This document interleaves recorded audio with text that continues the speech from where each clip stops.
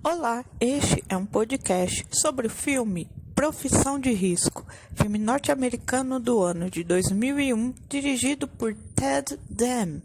O filme Profissão de Risco teve produção do diretor também Ted Demme e Joe Stillerman. O filme teve o seu roteiro escrito por David McKenna e Nick Cassavetes.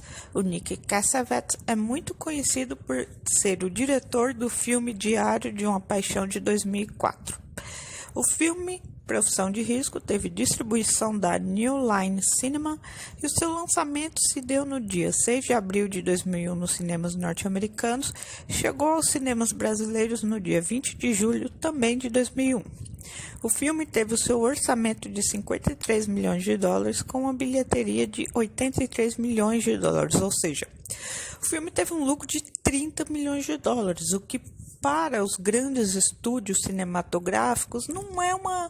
Tudo bem, o filme não teve um prejuízo, mas assim, eles consideram o filme como lucrativo para valer quando a bilheteria é 3 vezes o valor do orçamento. Aqui no caso, teve um lucro de 30 milhões de dólares, ou seja, o lucro foi menor do que o orçamento, mas pelo menos o filme ele não teve prejuízo, né? Pelo menos já é alguma coisa. Eu acho que se o filme fosse lançado para os dias de hoje, ainda mais levando em conta que a gente tem o Johnny Depp e a Penélope Cruz, que são dois atores muito conhecidos no mundo, o filme só com eles dois já teria uma bilheteria muito maior.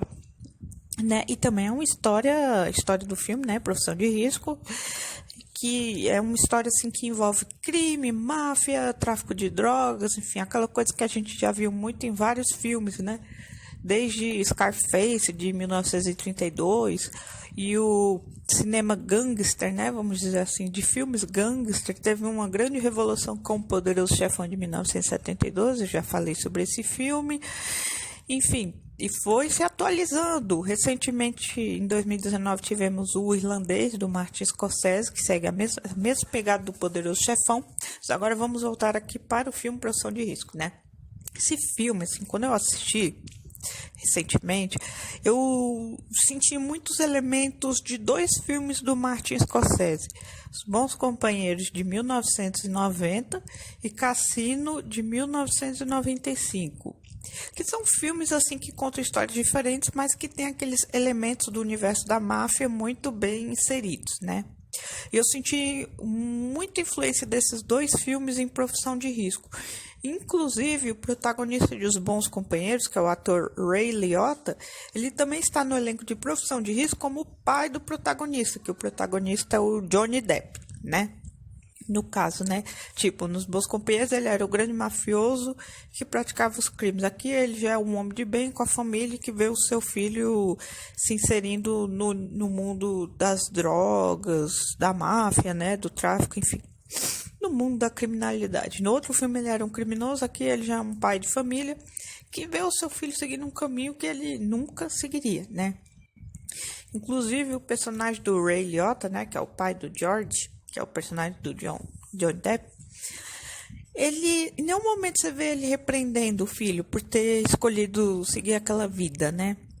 A gente vê o pai dele tipo, você é meu filho, independente do que você faça, eu tô aqui do seu lado, assim, ele não recrimina e nem apoia, ele se mantém neutro em relação ao estilo de vida que o filho dele optou por seguir. Ao contrário da mãe do George, que ela se mostra totalmente contra o estilo de vida que o filho seguiu, só que eu tenho que fazer um adendo. Não, assim, passando pano para todas as coisas que o George Jung, né, que é o protagonista, o personagem do Johnny Depp, não passando pano para todos os crimes que o George foi cometendo ao longo do filme, não estou passando pano.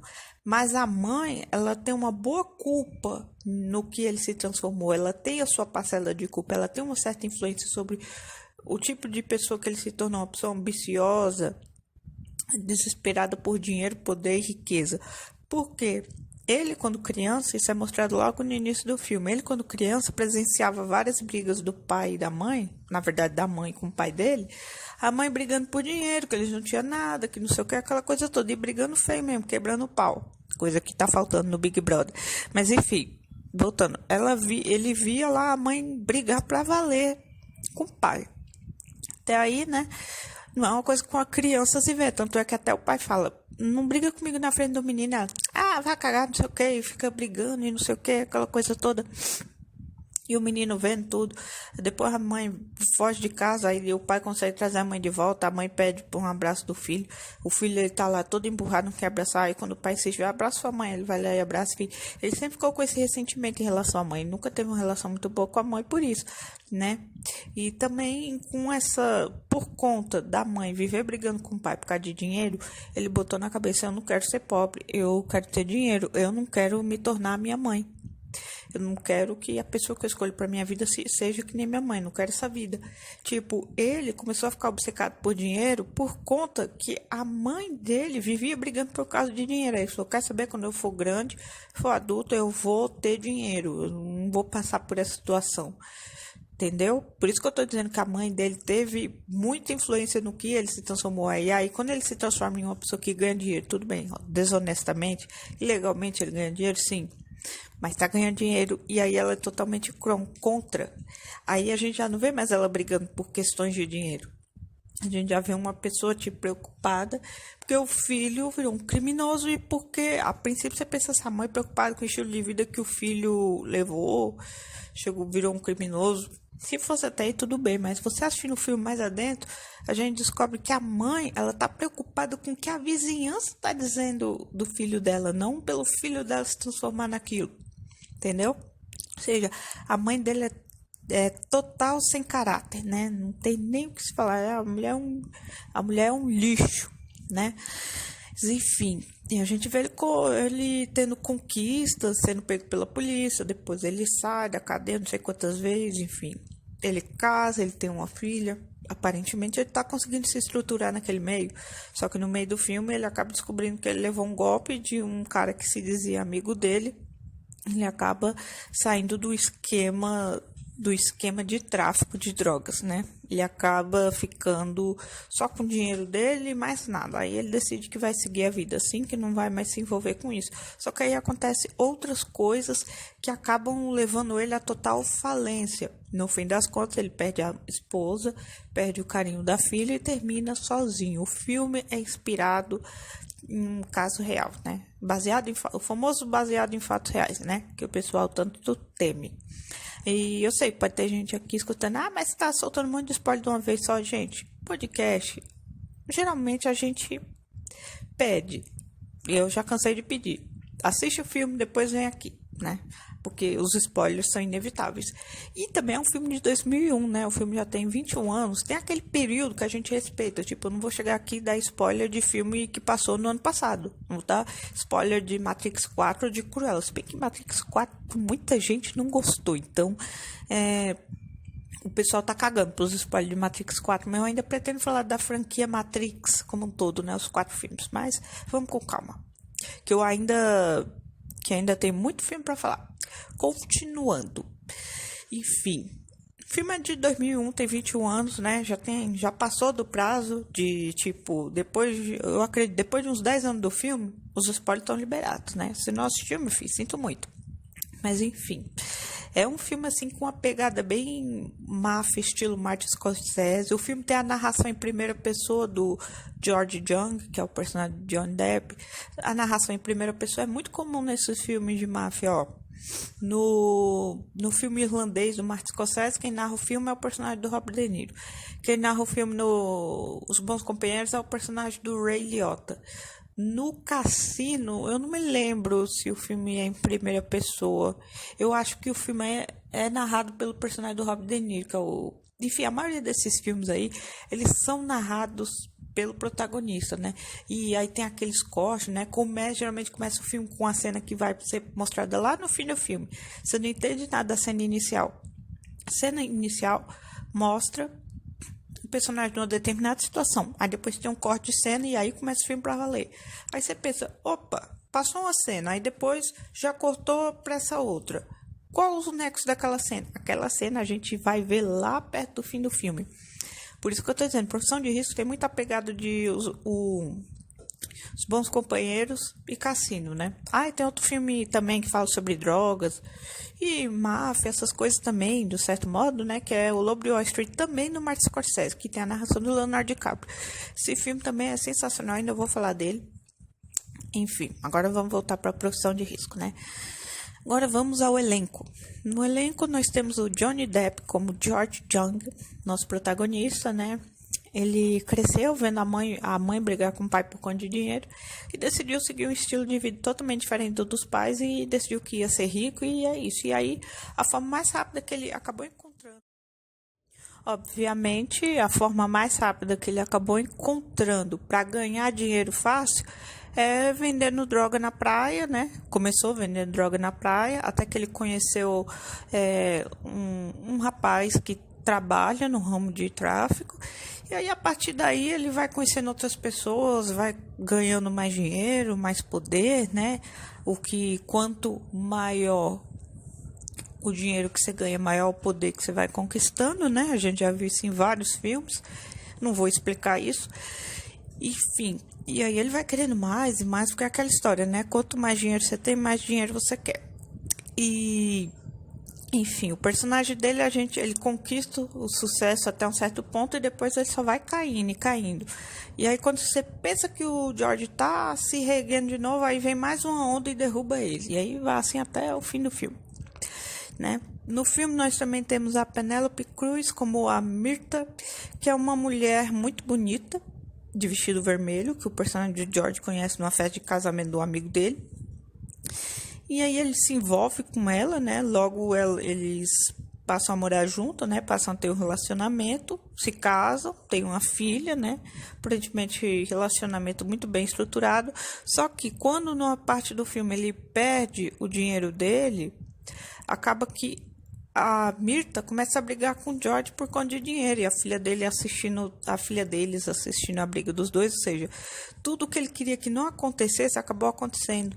Tipo, ele na pobreza e brigando com uma pessoa brigando com ele por conta de dinheiro e a filha dele presenciando tudo, tipo, a história se repetindo. O filme podia ter até uma continuação, né? Tipo, aí a menina crescia e entrava pro mundo das drogas igual o pai, continuava esse círculo vicioso, né?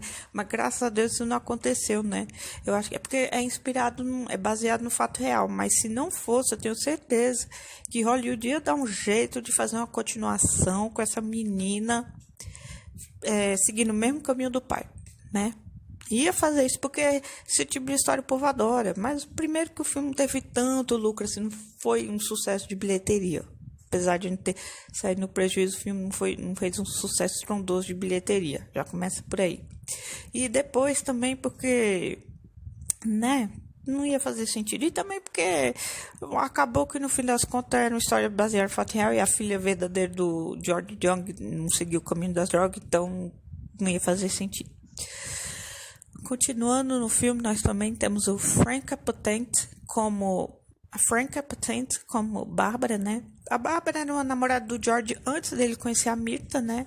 Ela acaba morrendo de leucemia, infelizmente, e é através dessa Bárbara que o George conhece o Derek Farrell, que é interpretado pelo Paul Rambles, que é um rapaz homossexual, né? Daqueles bem afeminados, e ele tem um negócio de droga, de tráfico de droga e tudo mais, e o George e o Derek acabam se tornando sócios e amigos até certo ponto, vamos dizer assim, né? Então, por intermédio da Bárbara, o George conhece o Derek, né? Basicamente isso. E no filme nós também temos o Jorge Mola como Diego Delgado. O Jorge Mola, para quem não sabe, ele interpretou o vilão no filme Bad Boys 2. Eu sabia que a cara dele não me era desconhecida, que eu conheci ele de algum lugar. É do filme Bad Boys 2, de 2003. Que ele é o vilão traficante. Olha aí, esse ator é chegado nesses filmes, só pega esse papel pra ele, coitado. Mas enfim, ele interpreta o Diego Delgado, que é um cara que o George conhece na cadeia. Logo os dois desenvolvem uma amizade, pelo menos assim pra quem tá assistindo pensa que é uma amizade. E acaba que no fim das contas, né, o Diego dá no George uma bela de uma rasteira e acaba ficando com um negócio que o George estava construindo para si próprio, né? Em benefício de si próprio, porque o George, conforme ele foi ganhando mais dinheiro, ele foi ficando mais ambicioso, né? É de prática, isso sempre acontece. Ele acabou deixando o Diego de fora de vários negócios, né? Vamos dizer assim. E aí acabou, de vários esquemas, né? E aí acabou que o Diego conseguiu dar a volta por cima e passar a perna no George e ficar com o negócio dele, né? No filme nós temos o Ray Liotta como Fred Young, o pai do George, né? Eu já falei sobre o pai do George. Nós também temos a Rachel Griffiths como Hermie Young, que é a mãe do George, né? Que ela, inclusive, quando o filho vai se esconder na casa dos pais da polícia, ela liga pra polícia sem ninguém saber. E a polícia acaba achando na casa lá e pega o George.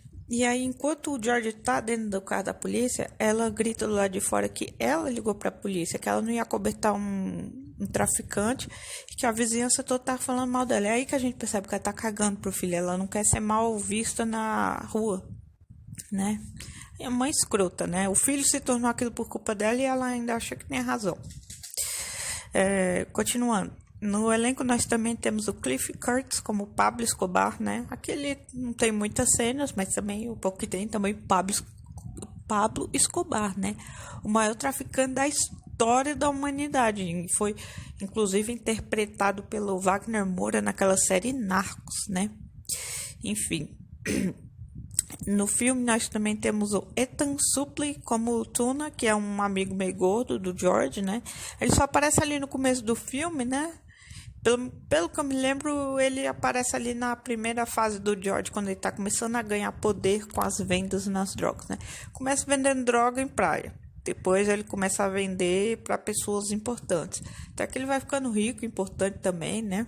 Enfim. Agora vamos ao meu top 10, né? De melhores cenas do filme Profissão de Risco do ano de 2001. Então, vamos lá.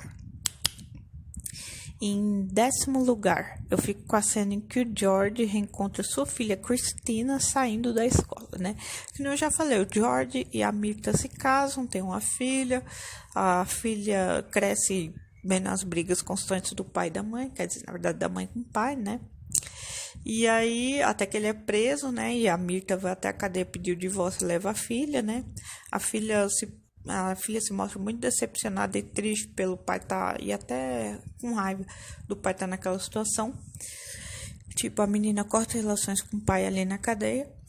E aí, depois de um tempo, ele sai da cadeia e ele tenta fazer as pazes com a sua filha. A princípio, a menina está muito resistente, né, em relação ao pai.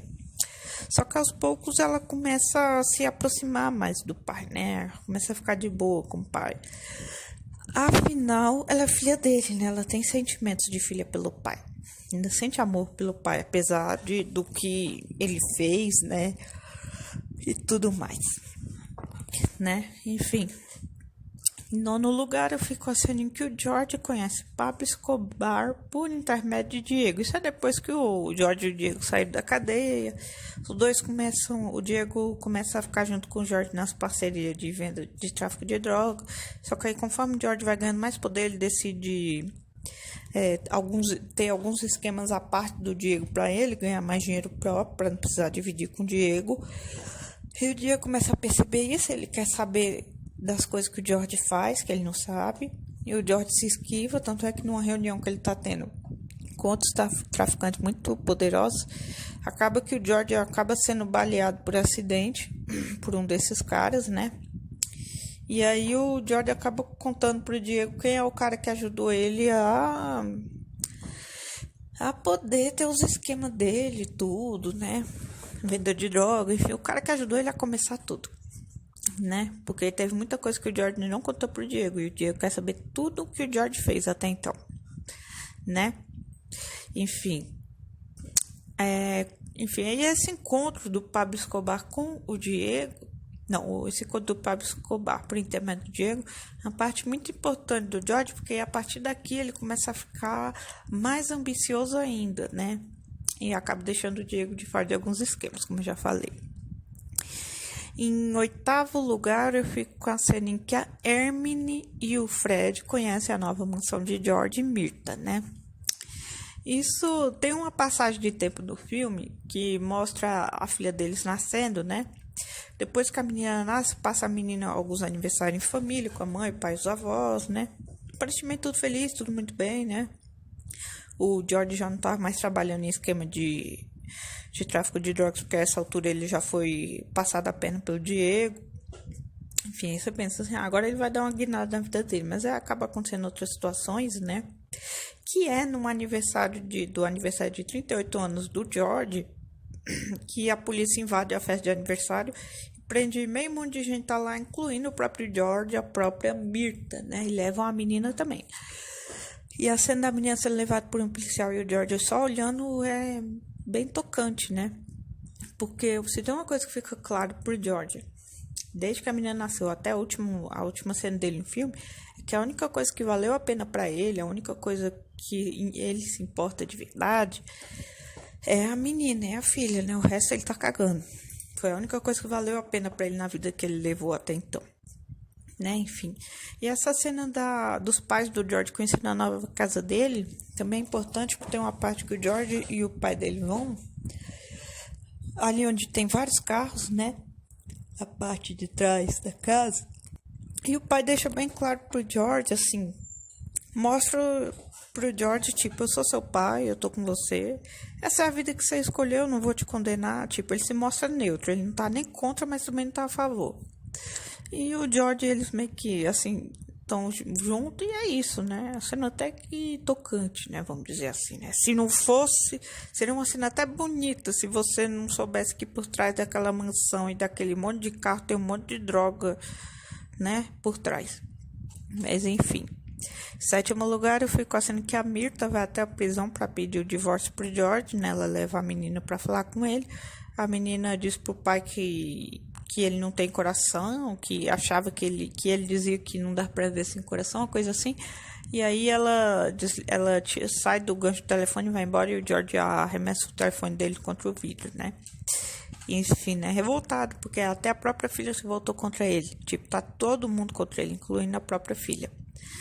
Em sexto lugar, eu fico achando que a Myrta é presa após uma discussão com o George no carro, né? Nessa altura ele tá incondicional, né? Que nem eu falei, esse filme ele passou uma boa parte entrando e saindo da cadeia. Aí numa dessas saídas, a Myrta discute com ele no carro, dizendo que eles não têm mais intimidade, não sei o que, né? Ainda tenta forçar ele a ter intimidade com ela ali no carro, enquanto ele tá dirigindo no volante. Ele acaba perdendo a direção, bate numa mureta. E aí a polícia sai do carro, porque a polícia tá seguindo ele, né? Porque ele tá na condicional. Ou seja, os caras estão de olho nele. Os policiais saem do carro da polícia e acabam levando a Myrta dali, né? E ela gritando, porque ela se torna uma bêbada, drogada, né? Ela fica toda... Isso me lembrou muito, sabe quem? A Sharon Stone no filme Cassino. Que ela começa com uma mulher elegante, sofisticada, né? Tem uma filha, inclusive, com o personagem do Robert De Niro em Cassino. E aí, depois, durante o filme, ela se transforma uma drogadona, uma puta da vida, uma bebum, né? A Myrta remete muito à personagem da Sharon Stone, que eu esqueci o nome agora. Por isso que eu tô dizendo que esse filme tem muito elemento de Os Bons Companheiros e Cassino, né? Principalmente Cassino. Enfim. Em quinto lugar, agora no nosso top 5. Em quinto lugar, eu fico com a cena que a Hermione revela ao filho George que ela chama a polícia para ele ir para a cadeia. Eu já falei sobre esse momento também, né? Ela não quer ser motivo de fofoca na vizinhança, tá cansada dos olhares todos, porque o filho dele se tornou um traficante conhecido no país inteiro, ou seja, todo mundo já sabe que o filho dela é. E, tipo, ela não tá nem preocupada com o filho, ela tá preocupada com a imagem e a reputação dela perante os vizinhos, perante todo mundo, né? Tanto é que ela deixa bem claro enquanto ele tá entrando no carro da polícia e ela gritando, né?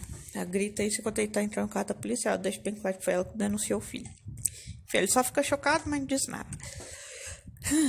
Em quarto lugar, eu fico com a cena que o George e vários de seus conhecidos são presos no aniversário de 38 anos dele, né? Porque a Myrta, né, a mulher dele, do George, é quem promove essa festinha de aniversário. E aí, durante o aniversário, tá todo mundo bem, feliz, contente. Tem vários conhecidos dele, né? Inclusive, a essa altura do campeonato, nessa festa de 38 anos dele, ele já foi chutado dos negócios com a máfia. A máfia de droga. Eu falo máfia porque é uma máfia, né, gente? Não tem como dar outro nome.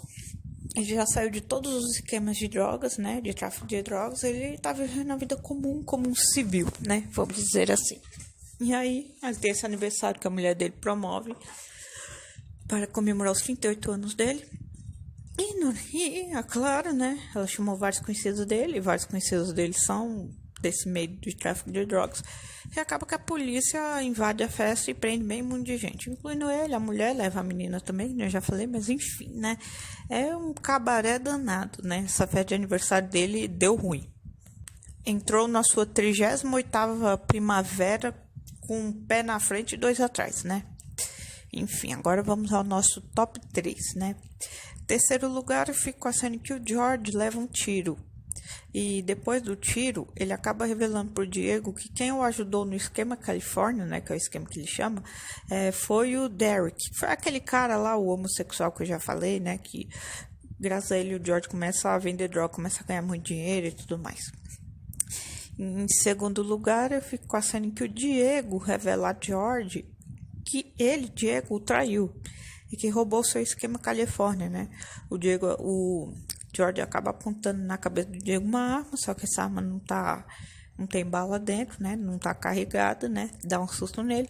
Depois vai embora. E o Diego sorrindo, e enquanto isso na sequência, a gente vê uma cena do George sendo espancado pelos capangas do Diego, né? E o Diego só olhando de longe. Ou seja, mau caráter total, né? Ele só tava esperando uma oportunidade para dar o bote no George. E deu certo, né? Ficou com o dinheiro dele, com tudo. Inclusive, um dos capangas do coisa lá do Diego era o ex-namorado da Mirta, né? Que o George acabou pegando pra si, vamos dizer assim, né? E ela acabou aceitando, né? Porque o George, não. Johnny Depp, bonitão, bonito, cheiroso, né? Aquela coisa toda, né? Enfim, um galã, o cara pinta boa, aquela coisa toda. Falei pinta, não pinta, tá? Por favor. Se guarde. E em primeiro lugar, obviamente, para mim, a melhor cena do filme inteira é a cena em que o George é flagrado pela polícia em um esquema de tráfico de drogas, né? Que ali perto do final do filme, ele quer juntar um dinheiro para poder viver com a filha dele na Califórnia. Ele decide fazer um último esquema de tráfico de drogas, né? Uma última venda, para poder ganhar um dinheiro bom e poder ir com a filha para longe. Só que aí os amigos dele, né? Entre aspas, né?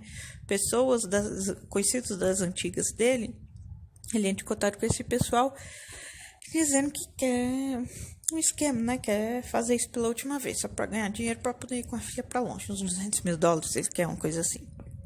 Só que aí esses amigos, a gente acaba descobrindo depois que esses amigos eles estavam de conchave com a polícia para poder reduzir a pena deles e pegar o George em flagrante mais uma vez. E aí sim, uma vez que ele é pego em flagrante e ele já tem antecedentes, ele ia ser condenado a uma pena longa, que no caso aqui foi de 60 anos.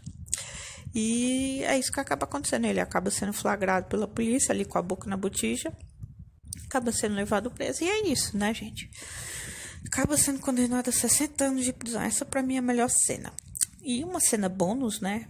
Assim, não é a melhor. Melhor pra mim é essa cena do flagrante, porque ali já fudeu de vez pra ele. Mas tem uma cena bônus, depois dessa, que ele já tá bem envelhecido, que ele tem uma visão da filha dele adulta, indo visitar ele, abraçar, dizendo que sente saudade e tudo mais, né? Ele se imagina carregando ela criança também. Aí depois tudo isso a gente vê logo na sequência que não passa de uma visão dele, porque depois tem um guarda chamando ele pra ele entrar pra dentro da cadeia, porque ninguém foi lá visitar ele. E aí fica claro que todo dia ele pede para que coloque o nome da filha dele, porque ela vai visitar ele, tem esperança, mas aí termina o filme, tem um letreiro dizendo que a filha dele nunca foi visitar ele, né? Até aquele momento, né? O filme é de 2001, o George Young da vida real já estava preso a essa altura do campeonato, né? Eu já vou falar sobre o verdadeiro George Young, uma curiosidade aqui. E esse basicamente é meu top 10, né, de melhores cenas. Agora vamos aqui a algumas curiosidades rapidinho, né? Para quem não sabe, uma curiosidade, olha só, muito importante. No dia 5 de maio de 2021, ou seja, ano passado, faleceu aos 78 anos de idade o verdadeiro, né, o traficante George Young. O traficante ficou preso por mais de 20 anos, ou seja, ele ainda tinha muito mais anos de pena para cumprir. Mas se ele morreu com 78 anos e ele já tinha cumprido 20, ainda tinha uns 40 mais ou menos para cumprir, ou seja, ele ia passar o resto da vida dele no chilindró, né, gente? E é como se fosse uma pena perpétua, ninguém vive tanto tempo, por mais ruim que a pessoa seja. Continuando, outra curiosidade, Para se preparar para interpretar o George Jung, o ator Johnny Depp conversou com o verdadeiro George Jung, que estava preso na ocasião, né? Para quem não sabe também, a cocaína do filme era na verdade leite em pó, olha só. E este foi o último filme do diretor Ted Demme, que faleceu meses após o lançamento. Isso me lembrou muito de Olhos Bem Fechados, né?